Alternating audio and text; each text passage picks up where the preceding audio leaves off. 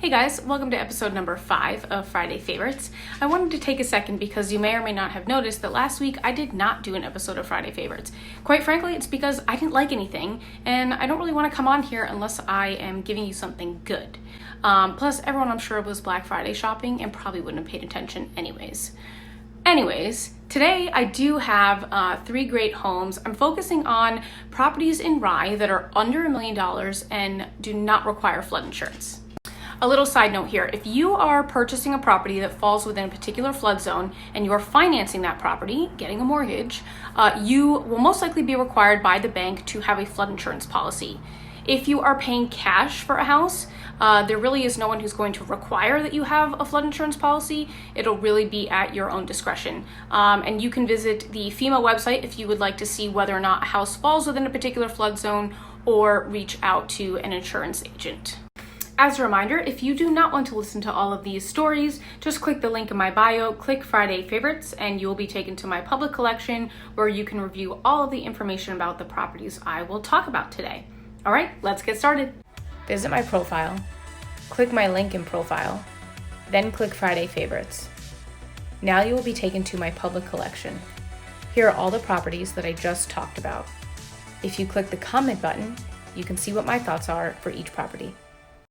The first house I'm going to talk about is 281 Milton Road. This house is all about location. You are walking distance to high school, middle school, elementary school, town, train, you name it. Now there are also a couple of other properties on Milton Road that are listed under $1 million, but I chose this one because it does have a 2-car garage, which I can appreciate. My second favorite thing about the house are these amazing ceilings. You have this open floor plan in the living room leading to the dining room, and I just think you could do such cool updates there. The house does need some work, so you're gonna have to come in here and renovate bathrooms, renovate the kitchen, but I do think the bones are there to make this a really cool ranch style home. The next house I'm going to talk about is 401 Rye Beach Avenue. I'll point out the obvious, this is a small house, but when you're searching around and you see a single family home listed in Rye under $500,000, you definitely stop to take a look. This is an adorable, updated 1-bedroom, 1-bathroom cottage. You have a little patio to dine outside. You even have parking for 2 cars. But the best part is you are right across the street from the beach. You can't beat that. I see this playing out for a couple of different type of people. Maybe it's someone who wants to do some short-term rentals, aka Air BnB. Or maybe it's someone who just wants a nice little weekend escape from the city.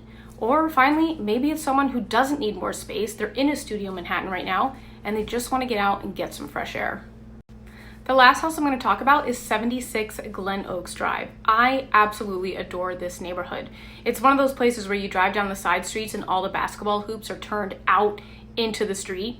And it just sort of reminds me of when I was a kid, just playing in the kids and playing basketball in the street. In terms of location, it's great. You're walking distance to Osborne Elementary, to the Rye Town Pool, to the golf course. That goes along the Long Island Sound, and Harrison train station. It'll be a lot closer here than Rye. I really do think this is a great value, so if you've really been looking to get into Rye, I would definitely say run, don't walk to this one. That's it for today, guys. Thanks for listening. As a reminder, to learn more about all of these properties, click the link in my bio, click Friday Favorites, and you'll be taken to my public collection. Definitely be sure to stay tuned next week because I'm going to do something a little different. As the holidays quickly approach, things start to slow down. So I thought instead of focusing on properties, I'm going to focus on you, the buyers, and some things that you can do to get prepared if you are looking to buy in spring of 2020.